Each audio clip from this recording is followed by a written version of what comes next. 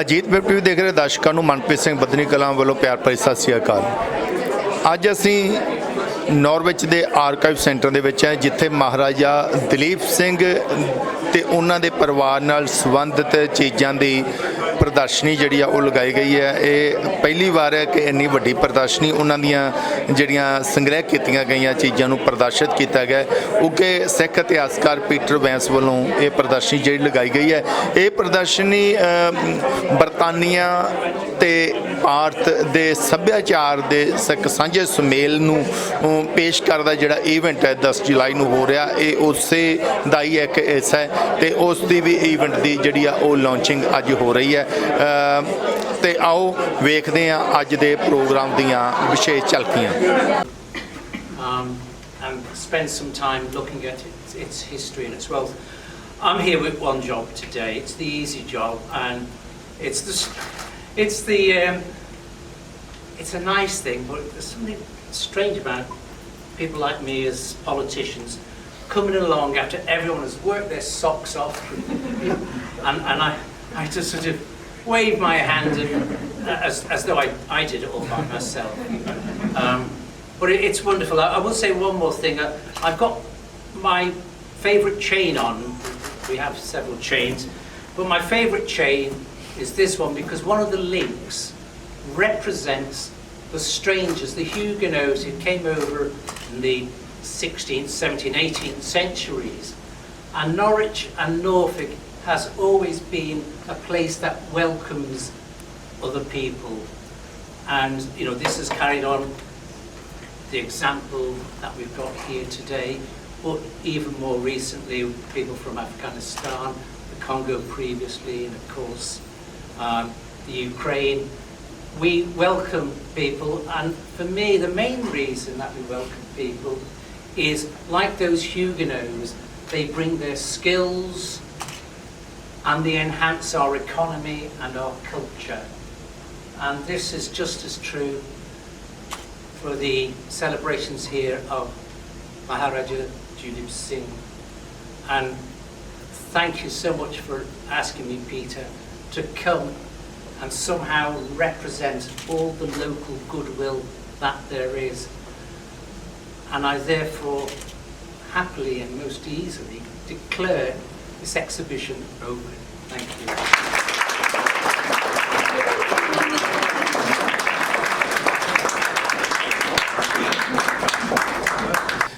ਬੈਂਸ ਜੀ ਬਹੁਤ ਬਹੁਤ ਤੁਹਾਡਾ ਧੰਨਵਾਦ ਕਿ ਤੁਸੀਂ ਇੰਨਾ ਕੁਛ ਜਿਹੜਾ ਉਹ ਇਕੱਠਾ ਕਰਕੇ ਰੱਖਿਆ ਹੋਇਆ। ਆਪਣੇ ਕੋਲ ਬੜੀ ਮਿਹਨਤ ਕੀਤੀ ਹੋਊ, ਆਪਣੇ ਕੋਲ ਪੈਸਾ ਵੀ ਖਰਚਿਆ ਹੋਊਗਾ। ਤੁਹਾਡੀ ਸ਼ੁਰੂਆਤ ਕਿੱਥੋਂ ਹੋਈ ਸੀ? ਮੈਂ ਐਕਚੁਅਲੀ ਯੂਨੀਵਰਸਿਟੀ ਤੋਂ ਪੜ੍ਹਦਾ ਸੀ ਨਾ, ਜਦੋਂ 21 ਸਾਲ ਦਾ ਸਾਂ, ਉਦੋਂ ਮੈਨੂੰ ਸ਼ੌਂਕ ਪੈਦਾ ਹੋਇਆ ਇਨਟੂ ਮਹਾਰਾਜਾ ਦਲੀਪ ਸਿੰਘ। ਉਦੋਂ ਫਿਰ ਮੈਂ ਇਸ ਏਰੀਏ ਦੇ ਵਿੱਚ ਆਇਆ, ਥੈਟਫੋਰਡ ਮੈਂ ਗਿਆ ਅਤੇ ਮੈਂ ਮਿਊਜ਼ੀਅਮ ਦੇਖਿਆ, ਅਤੇ ਮੈਨੂੰ ਪਤਾ ਨਹੀਂ ਸੀ ਕਿ ਮਹਾਰਾਜਾ ਦਲੀਪ ਸਿੰਘ ਦੇ ਬੱਚੇ ਸਨ। He was married, and when I try to find documents and books and information, ਕੁਛ ਨਹੀਂ ਸੀ, there was nothing out there at that time. ਅਤੇ ਫਿਰ ਮੈਂ ਆਪਣਾ ਖੋਜ ਸ਼ੁਰੂ ਕੀਤਾ। ਮੈਂ ਕਿਹਾ ਮੈਂ ਆਪ ਥੋੜ੍ਹਾ ਰਿਸਰਚ ਕਰਾਂਗਾ, ਮੈਂ ਆਪ ਲੱਭਾਂਗਾ ਪਿੰਡਾਂ 'ਚ ਫਿਰ ਕੇ। ਕਈ ਲੋਕਾਂ ਨੂੰ ਉਸ ਟਾਈਮ ਮਿਲਿਆ ਜੋ ਦਲੀਪ ਸਿੰਘ ਦੇ ਬੱਚਿਆਂ ਨੂੰ ਜਾਣਦੇ ਸਨ ਜਾਂ ਉਹਨਾਂ ਵਾਸਤੇ ਕੰਮ ਕਰਦੇ ਸਨ। ਈਵਨ ਫਰੈਡਰਿਕ ਨੂੰ ਜਾਣਦੇ ਸਨ ਉਸ ਵੇਲੇ, ਪੀਪਲ ਵਰ ਸਟਿਲ ਅਰਾਊਂਡ। ਅਤੇ ਉਹਨਾਂ ਕੋਲ ਫਿਰ ਜਦੋਂ ਮੈਂ ਇਨਫੋਰਮੇਸ਼ਨ ਗੈਦਰ ਕਰਦਾ ਸੀ, ਉਹਨਾਂ ਕੋਲ ਮੈਨੂੰ ਪਤਾ ਲੱਗਾ ਕਿ ਉਹਨਾਂ ਕੋਲ ਸਮਾਨ ਵੀ ਹੈਗਾ, ਉਹਨਾਂ ਕੋਲ ਫੋਟੋਆਂ ਵੀ ਸਨ, ਕੱਪੜੇ ਵੀ ਸਨ, ਕੀਪਸੇਕਸ, ਐਨੀਥਿੰਗ, ਐਨੀ ਆਰਟੀਫੈਕਟਸ।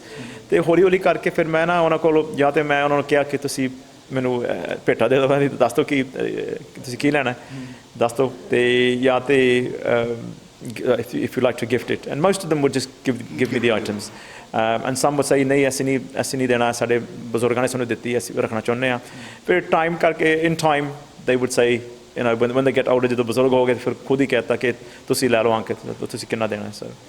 ਅੱਜ ਦੇ ਇਸ ਐਗਜ਼ੀਬਿਸ਼ਨ ਦੇ ਵਿੱਚ ਮੇਨ ਕਿਹੜੀਆਂ ਚੀਜ਼ਾਂ ਤੁਸੀਂ ਆਪਣੀ ਜ਼ੁਬਾਨੀ ਦੱਸੋ? ਸੋ ਇਹਦੇ ਵਿੱਚ ਮੈਂ ਮਹਾਰਾਜਾ ਦਲੀਪ ਸਿੰਘ ਦੇ ਕਈ ਵਸਤਾਂ ਲੈ ਕੇ ਆਇਆ। ਇੱਕ ਤਾਂ ਉਹਦੀ ਜੈਕਟ ਹੈਗੀ, ਜੋ ਤੁਸੀਂ ਦੇਖ ਰਹੇ ਹੋ, ਵੈਲਵਟ ਜੈਕਟ, ਜੋ ਕਾਫੀ ਅਰਲੀ ਹੈ, ਜੋ ਕੋਈ 15-16 ਸਾਲ ਦੀ ਉਮਰ ਵਿੱਚ ਪਾਉਂਦੇ ਸਨ। ਉਹਦਾ ਇਹ ਬਾਈਬਲ, ਜਿੱਥੇ ਉਹਨਾਂ ਨੇ ਕ੍ਰਿਸਚੀਅਨਿਟੀ ਸਿੱਖੀ, ਪਰਸਨਲ ਚਿੱਠੀਆਂ ਜੋ ਉਹਨੇ ਰਸ਼ੀਆ ਦੇ ਵਿੱਚ ਲਿਖੀਆਂ ਜਦੋਂ ਉਹਨੇ ਰਿਬੈਲੀਅਨ ਸ਼ੁਰੂ ਕੀਤਾ ਆਪਣਾ ਪੰਜਾਬ ਵਾਪਸ ਲੈਣ ਵਾਸਤੇ। ਅਤੇ ਉਹਦੀ hunting equipment, hunting box, shooting box, ਜਦੋਂ ਸ਼ਿਕਾਰ ਕਰਨ ਜਾਂਦੇ ਸਨ ਪ੍ਰਿੰਸ ਆਫ ਵੇਲਸ ਦੇ ਨਾਲ, ਤੇ ਉਹਨਾਂ ਦੇ ਬੱਚਿਆਂ ਦੇ ਵੀ ਮੈਂ ਡਾਇਰੀਆਂ ਵੀ ਉਹਨਾਂ ਦੇ ਕੱਪੜੇ notebooks in particular some nice objects which have never been seen Maharaja Dalip Singh's Punjabi handwriting, his Gurmukhi studies. So not only when he was learning to write Gurmukhi under Gyani Pratap Singh from Amritsar, there's a qaida that was made especially for him, a handwritten qaida, which I've got on display as well. Okay.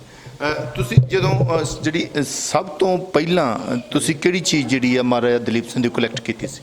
ਪਹਿਲੀ ਚੀਜ਼ actually ਤੁਹਾਡੇ ਸਾਹਮਣੇ ਹੀ ਹੈ actually it was a book which was Maharaja Dalip Singh's personal biography. And this copy was actually a book for private circulation, and it was the proof copy of his book. And ਮੈਨੂੰ ਇੱਕ ਪਿਮਲਕੋ London ਦੇ ਵਿੱਚ ਇੱਕ ਪੁਰਾਣੀ book shop ਦੇ ਵਿੱਚ ਇਹ book ਮਿਲੀ ਅਤੇ ਉਹ ਅੰਗਰੇਜ਼ ਸੀ, ਉਹਦੇ ਕੋਲ ਬੁੱਕ ਪਈ ਸੀ ਅਤੇ ਉਹਨੇ ਮੈਨੂੰ ਦੱਸਿਆ ਕਿ ਇਹ ਬੁੱਕ ਮੈਂ ਰਿਜ਼ਰਵ ਕੀਤੀ ਹੈ। ਕਹਿੰਦਾ ਕੋਈ 6 ਮਹੀਨੇ ਪਹਿਲੋਂ ਬਰਮਿੰਘਮ ਗੁਰਦੁਆਰੇ ਵਾਲੇ ਆਏ ਸਨ ਅਤੇ ਉਹ ਕਹਿੰਦੇ ਸਨ ਅਸੀਂ ਬੁੱਕ ਲੈਣੀ ਹੈ, ਅਤੇ ਕਹਿੰਦਾ ਉਹ ਮੁੜ ਕੇ ਉਹਨਾਂ ਨੇ ਜਵਾਬ ਨਹੀਂ ਦਿੱਤਾ, ਸੋ ਮੈਂ ਵੇਟ ਕਰ ਰਿਹਾ। ਅਤੇ ਮੈਂ ਕਿਹਾ ਤੁਸੀਂ ਹੁਣ ਕਿੰਨੀ ਦੇਰ ਵੇਟ ਕਰੋਗੇ? ਕਹਿੰਦਾ ਅਸੀਂ ਉਹਨਾਂ ਨੂੰ ਚਿੱਠੀ ਲਿਖਾਂਗੇ, ਜੇ ਉਹਨਾਂ ਨੇ 7 ਦਿਨ ਦੇ ਵਿੱਚ ਜਵਾਬ ਨਹੀਂ ਦਿੱਤਾ ਫਿਰ ਤੁਹਾਨੂੰ ਅਸੀਂ ਭੇਜ ਦਾਂਗੇ।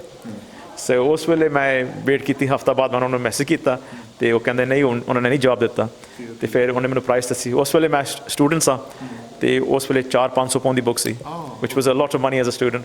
ਫਿਰ ਘਰ ਜਾ ਕੇ ਮੈਂ ਆਪਣੇ ਫਿਰ ਪੇਰੈਂਟਸ ਕੋਲ ਪੈਸੇ ਲੈ ਕੇ ਮੈਂ ਮਾਮੂ ਨੂੰ ਕਿਹਾ ਮੈਨੂੰ ਇਹ ਕਿਤਾਬ ਮੈਂ ਲੈਣੀ ਹੈ।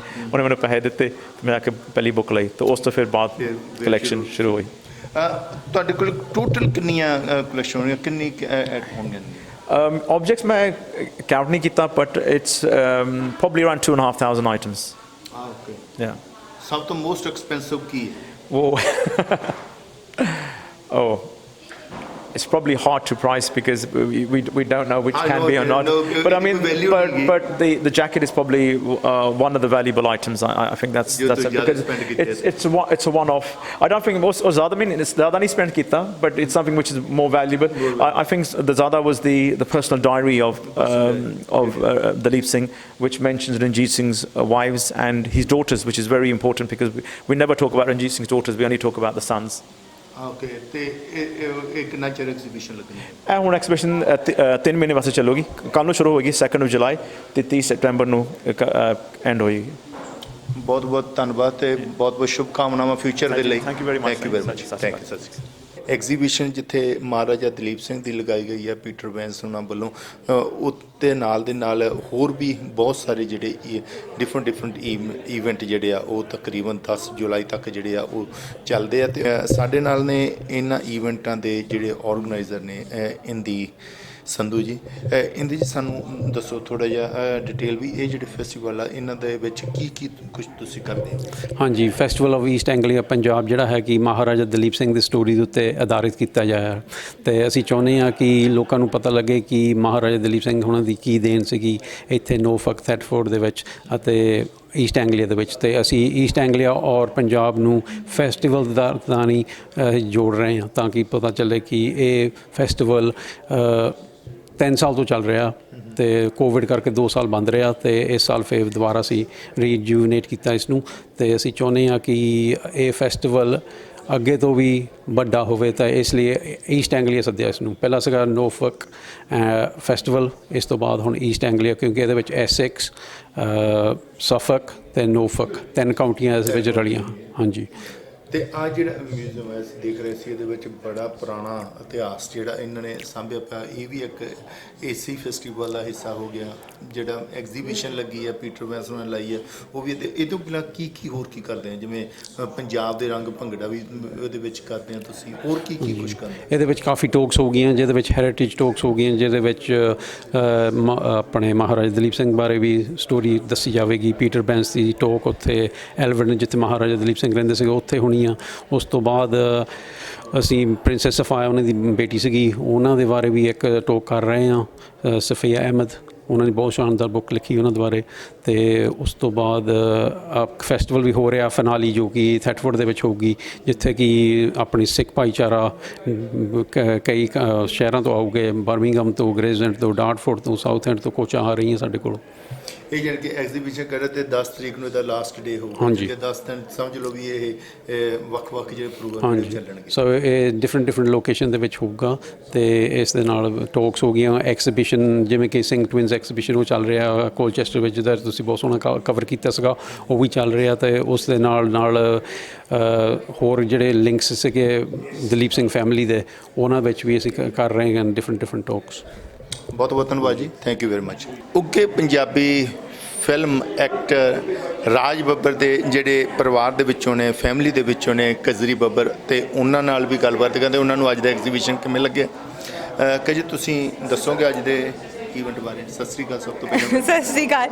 ਹਾਂਜੀ, ਤੇ ਮੈਂ ਮੁੰਬਈ ਤੋਂ ਹਾਂ ਤੇ ਮੈਂ ਇੱਥੇ ਪੜ੍ਹਦੀ ਵੀ ਸੀ ਤੇ ਪੰਜਾਬ ਓਬਵੀਅਸਲੀ ਪੰਜਾਬ ਦੀ ਧੀ ਹਾਂ ਮੈਂ, but I think I feel guilty ਕਿਉਂਕਿ I did not know about Maharaja Dalip Singh a lot, you know. I feel guilty as a Sikh girl, as a person who follows Sikhi, because he is a legacy, and you know he took forward what, you know, Lion of Punjab, Shere Punjab de he was the son of them, and obviously their family as well, you know. I did not know about the children, and hanji so ji and the irony is that my father actually produced Maharaja Ranjit Singh, you know.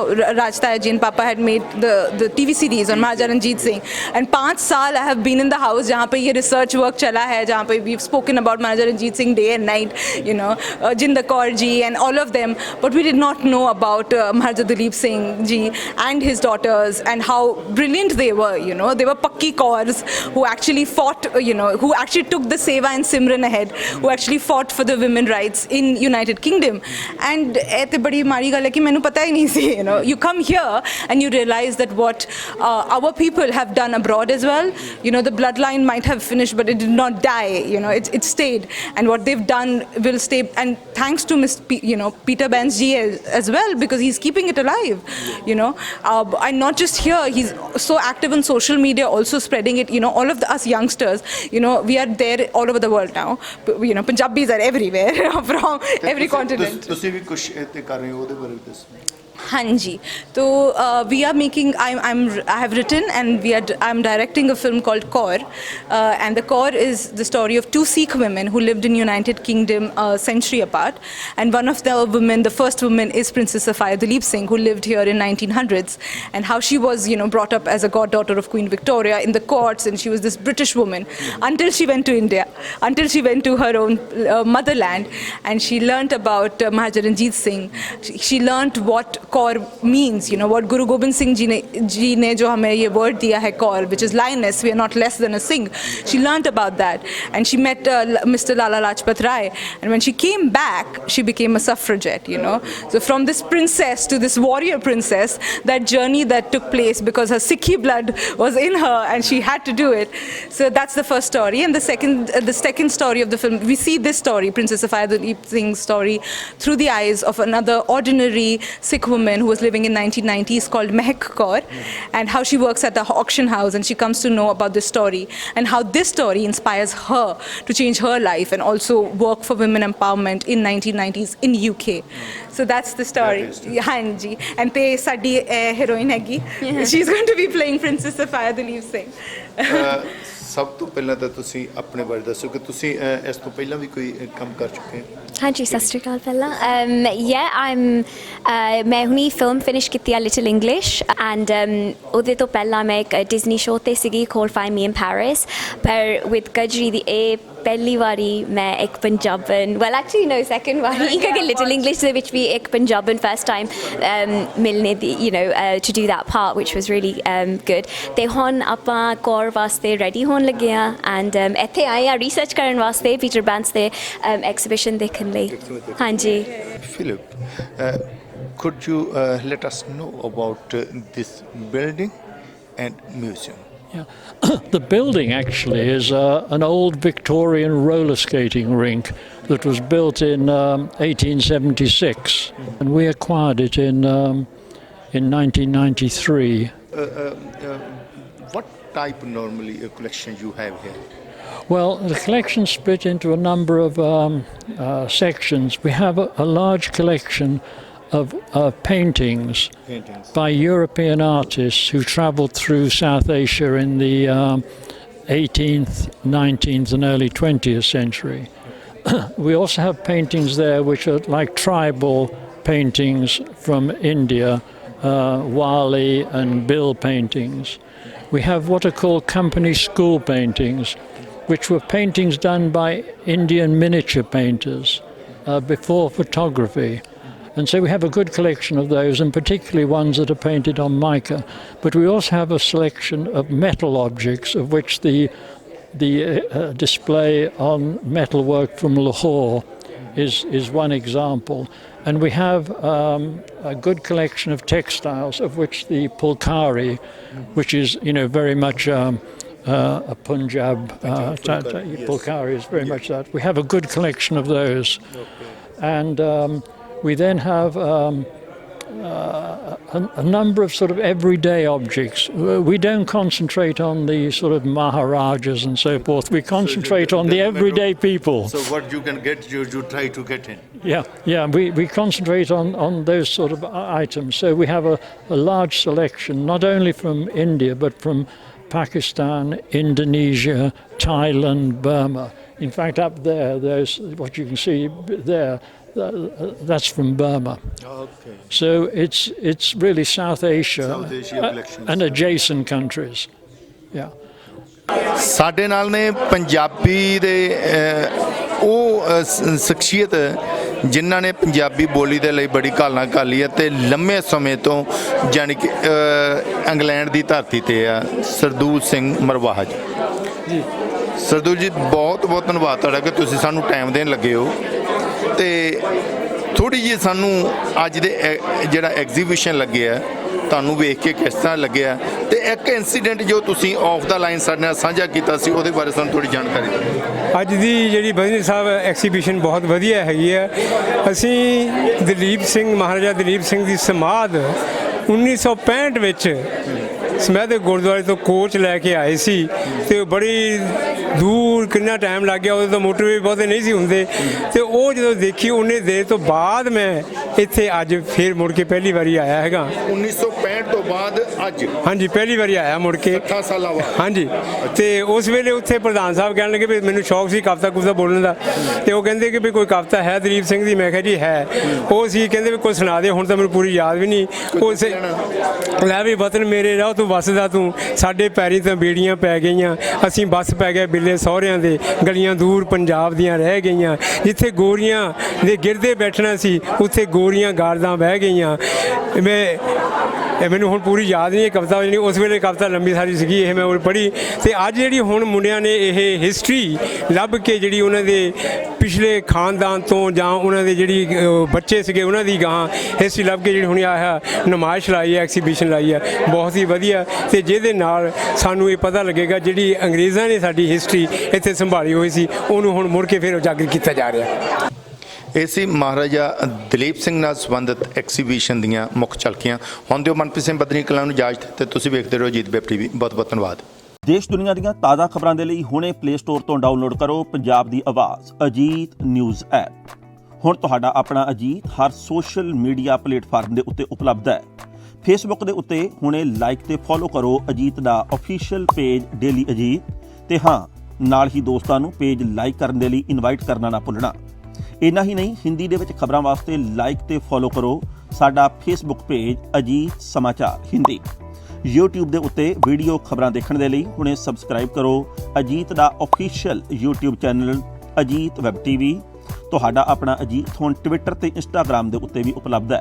Twitter ਦੇ ਉੱਤੇ ਖਬਰਾਂ ਦੇ ਲਈ follow ਕਰੋ daily Ajit, ਤੇ Instagram ਦੇ ਉੱਤੇ ਖਬਰਾਂ ਦੇ ਨਾਲ ਵੀਡੀਓ ਦੇਖਣ ਦੇ ਲਈ ਫੋਲੋ ਕਰੋ ਬਲੂ ਟਿਕ ਵਾਲਾ ਸਾਡਾ ਅਫੀਸ਼ੀਅਲ ਚੈਨਲ ਡੇਲੀ ਅਜੀਤ। ਇੰਨਾ ਹੀ ਨਹੀਂ, ਅਜੀਤ ਦੇ ਵੀਡੀਓ ਹੁਣ ਤੁਸੀਂ ਐਪਲ TV ਦੇ ਉੱਤੇ ਵੀ ਵੇਖ ਸਕਦੇ ਹੋ, ਤੇ ਨਾਲ ਹੀ ਅਜੀਤ ਅਖਬਾਰ ਦਾ ਡਿਜੀਟਲ ਐਡੀਸ਼ਨ ਪੜ੍ਹਨ ਦੇ ਲਈ ਡਾਊਨਲੋਡ ਕਰੋ ਅਜੀਤ ਈ-ਪੇਪਰ ਐਪ। ਤੁਹਾਡਾ ਆਪਣਾ ਭਰੋਸੇਯੋਗ ਚੈਨਲ, ਤੁਹਾਡੀ ਆਪਣੀ ਆਵਾਜ਼, ਪੰਜਾਬ ਦੀ ਆਵਾਜ਼ ਅਜੀਤ।